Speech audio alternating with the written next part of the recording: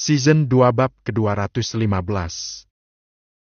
Beruntung setelah akad nikah selesai, tak ada lagi drama-drama penggagalan seperti di awal tadi. Rendra dan Keke kini bisa bernafas lega setelah semua tamu pulang, termasuk keluarga dan teman-teman Rendra. Rendra dan Keke diminta masuk ke kamar untuk istirahat. Kamar Keke kini dihias ala-ala pengantin baru. Tak lupa sprei yang biasanya bercorak, kini diganti dengan warna putih seperti di kamar hotel. Saat keduanya masuk, mereka tampak malu-malu karena baru pertama berdua dalam satu kamar. Hubungan yang singkat kemarin nyatanya malah membawa Keke ke pelaminan. Sungguh tak pernah dia sangka sebelumnya. "Abang mandi dulu," ucap Keke malu-malu. "Ya," jawab Rendra. Rendra pun langsung masuk ke dalam kamar mandi sesuai perintah istrinya. Sedangkan Keke yang masih duduk di atas kasur, merasa panas dingin karena bingung harus berbuat apa setelah ini.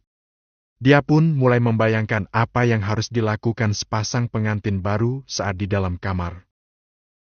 "Astagfirullah, dosa gak sih bayangin yang begituan sama yang udah halal?" gumam Keke sambil melepas jilbabnya. Gerah sekali rasanya. Setengah hari memakai makeup dan gaun yang menurutnya ribet. Dia mengambil kaos dan celana panjang yang biasa dia pakai di rumah. Keke melihat ponsel yang seharian tidak dia tengok. Banyak pesan yang masuk rupanya dari teman kuliahnya yang ngambek karena tidak diundang di acara akad nikah Keke. Keke hanya tersenyum lalu mengundang mereka ke acara resepsi yang akan diadakan esok hari di sebuah gedung. Keke asik menulis pesan di ponselnya sampai akhirnya terhenti karena dia ingin buang air besar yang sudah dia tahan dari tadi pagi. "Bang Rendra ngapain sih lama banget di kamar mandi? Masa aku harus gedor-gedor pintu biar dia keluar? Kamar mandi luar aja deh," ucap Keke. Dia langsung keluar dan berniat memakai kamar mandi luar untuk buang air besar. Setelah beberapa saat, "Lega," ucap Keke setelah selesai buang air besar. "Ngapain pakai kamar mandi luar, Kek?" tanya Hana saat melihat Keke keluar dari kamar mandi. "Itu mah, kamar mandi sedang dipakai sama Bang Rendra. Aku udah kebelet sih," ucap Keke sambil mengusap perutnya yang sudah terasa lega. "Oh gitu. Nanti jangan lupa makan siang ya. Siapin makan siang buat suamimu, Kek," ucap Hana. "Ya, Ma." Keke langsung pergi ke kamarnya lagi. Dia yakin Rendra pasti sudah keluar. Dan apa yang akan terjadi nanti setelah ini? Keke jadi malu untuk membayangkannya. Keke masuk ke dalam kamarnya pelan-pelan. Dia melihat apa Rendra sudah keluar atau belum. Dan ternyata Rendra belum juga keluar. "Keke!" teriak Rendra dari dalam kamar mandi. "Ya Bang?" jawab Keke. Dia lalu mendekati pintu kamar mandi. Ternyata pintu kamar mandi sudah terbuka sedikit. "Ada apa, Bang?" tanya Keke. Rendra mengintip dari celah pintu. "Maaf Kek, aku lupa bawa handuk." "Oh iya Bang," ucap Keke. Gadis itu langsung berlari berniat mengambil handuk di dalam almari. Tapi nahas. Dia malah terpeleset keset kain yang biasa ada di kamarnya. "Aduh!"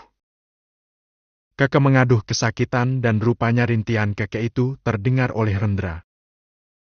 "Kenapa Kak?" tanya Rendra yang tiba-tiba keluar tanpa berpakaian. "Gak apa-apa." Keke melongo saat melihat tubuh polos suaminya. Dia spontan menutup mata dan berusaha berdiri pelan-pelan untuk mengambil handuk. Rendra langsung masuk lagi ke dalam kamar mandi saat dia sadar kalau dia sedang tidak berpakaian saat ini. Dia juga malu, karena tadi Keke sempat melihatnya. "Ini Bang," ucap Keke. "Duh!" Keke menyerahkan handuk kepada Rendra. "Makasih." Rendra memakainya dengan cepat. Lalu keluar untuk melihat keadaan Keke yang tadi terjatuh karena terpeleset. Keke lalu duduk di pinggiran tempat tidur sambil mengurut kakinya yang terasa sakit. Kesel lo ya? Jangan diurut. Dikompres aja pakai es batu. Ucap Rendra. Gitu ya bang? Aku keluar dulu. Ucap Keke. Biar abang aja.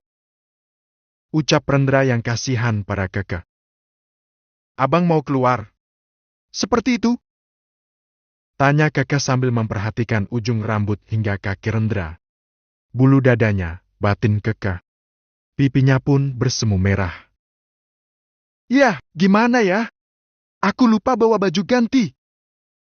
Rendra lalu masuk ke dalam kamar mandi dan terpaksa memakai lagi baju kotornya tadi. Dia langsung keluar kamar dengan cepat untuk mencari es batu. Bang Rendra! Maconya. So sweet. Persis seperti pria dalam khayalanku. Ucap Keke setelah Rendra keluar dari kamarnya. Setelah keluar Rendra bingung harus mencari es batu kemana. Walau rumah Yos tidak sebesar rumahnya, tetap saja dia bingung di mana letak kulkas karena bukan rumahnya. Sampai akhirnya Hana menegurnya. Rendra, cari apa? Tanya Hana yang melihat Rendra masih mengenakan celana akad nikah tadi. Ibu, maaf apa punya es batu? Tanya Rendra dengan santun. Oh es batu. Ada. Mama selalu bikin kok. Haus ya Ren? Emang cuaca lagi panas banget? Kenapa bukan Keke yang ngambilin buat kamu? Keke habis kepleset bu, kakinya keseleo. Ya Allah, bentar-bentar. Hana langsung mengambil es batu di kulkas, lalu menyerahkan pada Rendra. Makasih bu. Iya. Nanti mama kesana lihat keadaan Keke. Rendra, kenapa kamu masih pakai celana akad? Maaf bu, saya lupa bawa. Karena tadi ada insiden semua ban mobil bocor, saya sampai lupa bawa koper yang sudah disiapkan. Mama saya juga pasti lupa bawain. Ucap Rendra. Oh gitu. Nanti mama ambilkan baju papa buat kamu. Kayaknya postur tubuhnya hampir sama. Pasti muat deh kayaknya. Ucap Hana. Ya bu, makasih. Saya ke kamar dulu. Rendra langsung kembali ke kamarnya. Dia mendapati istrinya sedang menyelonjorkan kaki di atas tempat tidur. Rendra lalu melapisi es batu dengan jilbab Keke karena yang terlihat tipis di matanya hanya itu. Lalu dia gunakan untuk mengompres kaki Keke.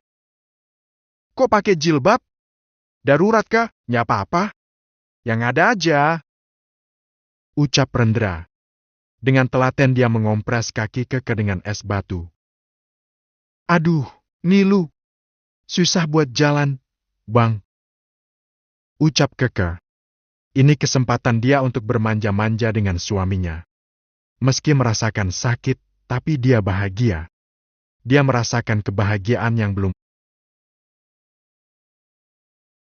pernah dia dapatkan selama ini. Allah memang maha baik. Dan setiap rencananya pasti indah. Dia pernah ditinggalkan oleh laki-laki penting dalam hidupnya. Papa kandungnya dan Rahman. Tapi Allah gantikan dengan menghadirkan dua laki-laki istimewa di dalam hidupnya kini. Yos dan Rendra. Sabar ya. Jawab Rendra. Keke menatap kagum pada suaminya yang sangat dewasa. Sangat sabar dan penyayang. Meski selama ini dia mengenal Rendra adalah seorang preman dan tukang parkir. Dia memperhatikan pesona suaminya yang kini begitu dekat dengannya. Tapi setelah dia perhatikan, sepertinya ada yang berbeda di tubuh suaminya ini. Bang, tato abang di mana? Bukannya dulu abang punya tato? Rendra menjawab dengan senyuman. Udah bilang. Hilang? Oh, itu tato temporer. Bukan permanen. Cuma iseng aja biar kelihatan kayak preman betulan. Jawab Rendra. Oh gitu. Aduh. Keke kembali mengaduh. Maaf Ke. Jawab Rendra. Dia lalu menghentikan. Sakit ban, oh. Yos yang tak sengaja mendengar suara itu dari luar, hanya tersenyum. Lalu dia mengurungkan niatnya untuk memberikan kaos pada Rendra karena tadi Hana menyuruhnya meminjamkan pakaian untuk Rendra. Sepertinya aku akan punya cucu. Hei hei hei. Season 2 bab ke-216. Yos akhirnya kembali ke ruang keluarga. Membawa pakaian yang tadinya mau dipinjamkan untuk Rendra. Sambil cengengesan dia menyolek pinggang istrinya. Kenapa sih, Pak? Nih gendong nih ya. Mama mau bantu beresin depan. Ada Aras juga tuh di depan. Habis salat zuhur keluarga Aras pada kesini lagi buat bantu-bantu tuh. Ucap Hana. Ma, bentar lagi kayaknya Nia mau punya ponakan. Hei hei hei. Ucap Yos. Ponakan? Nia? Hana berpikir sebentar. Dia mencoba menerjemahkan apa maksud suaminya. Iya, nih gak jadi. Entar aja kalau mereka udah selesai. Jangan diganggu, Ma. Ucap Yo sambil meletakkan pakaian yang tadinya untuk Rendra. Lo kok malah gak dikasihin ke Rendra? Kasihan, Pa. Masa disuruh pakai baju kotor? Malah lebih bagus gak pakai baju, Ma. Ucap Yos asal. Dia lalu keluar untuk bergabung dengan Aras. Apa sih maksudnya? Nia, papamu kenapa sih? Aneh banget. Katanya kamu mau punya ponakan. Ponakan itu kan anak dari adik atau kakakmu. Ucap Hana. Jadi anaknya Keka? Hana baru bisa menebak ucapan Yos tadi. Pelan-pelan dia pun akhirnya paham maksud suaminya. Dan dia pun tersenyum. Oh begitu. Ya sudah. Bajunya nanti aja kalau sudah selesai. Hana kembali menggendong Nia. Lalu ke depan untuk bergabung dengan Aras dan keluarganya. Udah pada makan siang belum? Tanya Hana. Belum, Han. Makanya kita semua kesini ya mau sekalian numpang makan lah. Hei hei hei. Ucap Aras. Ayah, malu. Kau tegur Naura. Meski sudah ada tim yang ditugasi untuk membereskan rumah Yos dan Hana, tapi tetap saja masih ada perintilan-perintilan yang masih harus dibereskan sendiri. Kenapa harus malu sih? Ra, kayak sama siapa aja kamu ini. Aku udah anggap kalian saudara. Malah lebih dekat dari saudara. Jadi gak perlu sungkan. Ayo ke dalam kita makan siang di dalam. Tadi masih ada banyak makanan. Yuk bantu habisin yuk. Ajak Hana. Hayuk, ayo Han. Jawab Aras semangat. Kalau gratisan mah cepet ya. Sindir Yos sambil bercanda.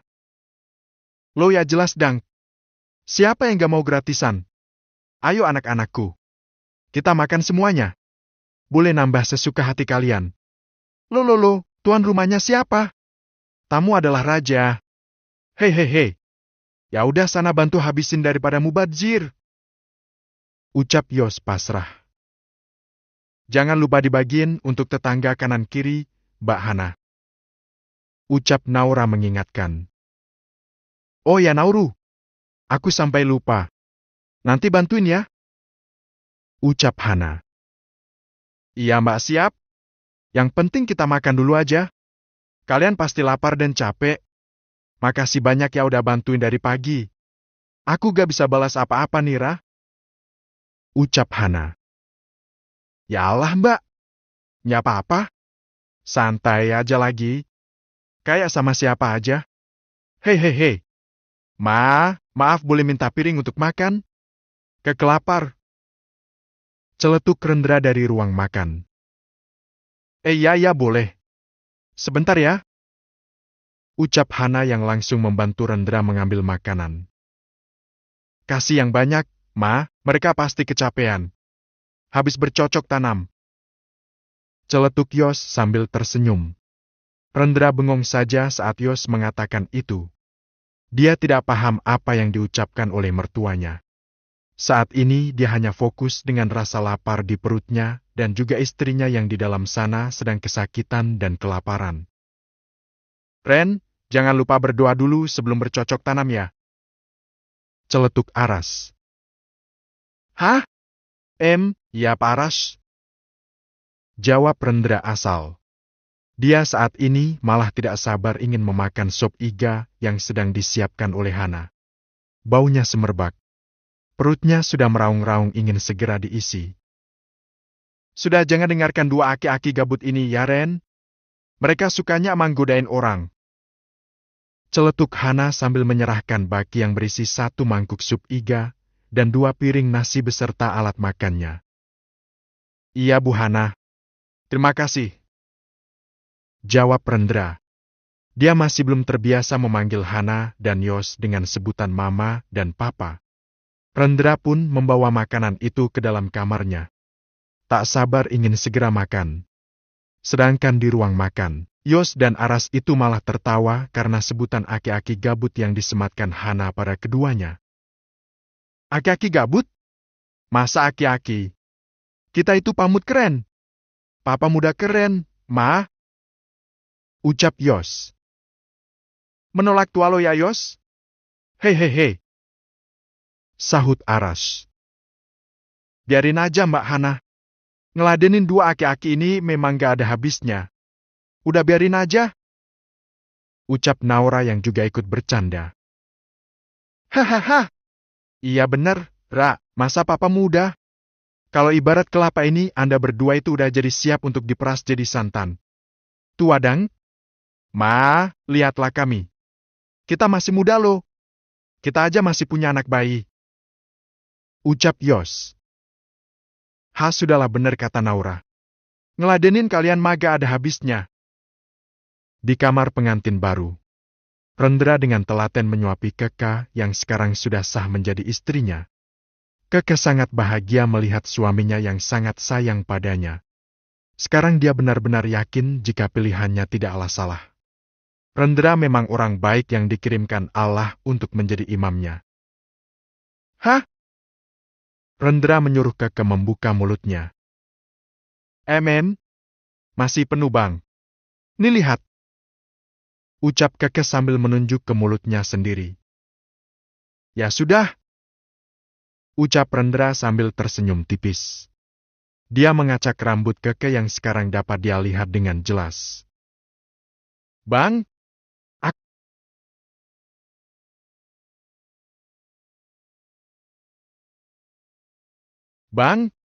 aku seneng banget. Ucap Keke tanpa malu-malu lagi. Dia tersenyum menatap suaminya dengan penuh cinta. Kenapa? Tanya Rendra sambil menyuapi Keke. Gak jadi ya? Hehehe. Bersama Rendra, Keke mendadak berubah menjadi gadis manja. Sangat jauh dari kepribadian dia selama ini. Tapi jujur selama ini dia memang sangat ingin bermanja-manja dengan seseorang. Terutama dengan seorang ayah. Walau Yos sangat baik, tapi kadang dia masih sungkan kalau harus bermanja-manja. Seperti layaknya seorang anak perempuan dengan ayahnya. Karena Yos bukan ayah kandungnya. Rendra mencubit ujung hidung Keke, sehingga gadis itu mengaduh kesakitan. Aduh bang, sakit. Jawab Keke dengan nada manja. Kamu nakal sih? Nakal kenapa? Emang aku godain kamu? Tanya Keke. Dengan senang hati. Jawab Rendra. Hi. Keke mencubit pinggang Rendra karena gemas. Sakit. Masa gitu aja sakit, bang? Nih lagi. Keke hendak mencubit Rendra. Tapi Rendra keburu berdiri dan mengejek Keke. Gak kena. Jawab Rendra. Keke lalu berniat mau mengejar Rendra. Tapi dia lupa kalau kakinya tadi keseleo gara-gara terpeleset. Bang, tadi waktu azan zuhur kenapa abang gak buru-buru salat? Ucap Keke. Ucap Rendra yang tampak ragu dalam menjawab pertanyaan Keke. Kenapa bang? Maaf aku emang jarang salat kah? Jawab Rendra. Deg. Keke kaget saat mendengar ucapan Rendra. Bagaimana mungkin dia tidak pernah menanyakan hal penting seperti ini sebelum menikah? Benarkah? Ya Allah! Kekerasannya ingin menangis. Ternyata Rendra yang sekarang sudah sah menjadi suaminya itu jarang salat. Hal yang sangat fatal menurutnya. Ajari aku ya, Ke. Ucap Rendra dengan tatapan sendu. Dia sadar dia memang salah dalam hal ini. Season 2 bab ke-217.